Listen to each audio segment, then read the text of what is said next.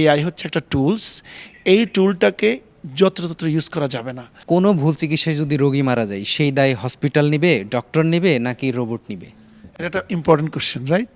যখন কোনো একটা ড্রাগ আবিষ্কার হয় তখন ওই ড্রাগটার 100% এফিকাসি কিন্তু থাকে না। আপনি জানেন কোভিড ভ্যাকসিন সময় আমরা কী হয়েছে, কোভিডের কারণে সবাই অনেক চিন্তিত, রাইট?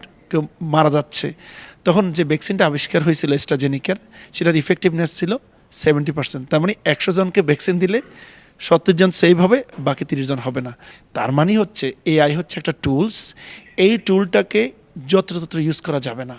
একটা ড্রাগ যখন বা ভ্যাকসিন যখন ক্লিনিক্যাল ট্রায়ালের মাধ্যমে এটার ইফেক্টিভনেস বের করা হয় এবং সেখান থেকে বলা হয় এটা কত পার্সেন্ট সেফ এবং সেই অনুযায়ী কাজটা হয়। ঠিক এআইকে চিন্তা করতে হবে একটা ড্রাগের মতো। একটা এআই সলিউশন 100% কখনোই অ্যাকুরেট হবে না। সেই জন্য এআই কখনো ফাইনাল ডিসিশন দিবে না। ফাইনাল ডিসিশন কে দিবে? আমার ফিজিশিয়ান বা আমার হেলথ কেয়ার প্রোভাইডার। সো তার মানে এআই হচ্ছে পেশেন্ট এবং ফিজিশিয়ানের মাঝখানে একটা সেতুবন্ধন হবে এবং পেশেন্ট এবং ফিজিশিয়ানকে বেটার সার্ভিস ডেলিভারিতে ইফেক্টিভলি কাজ করবে।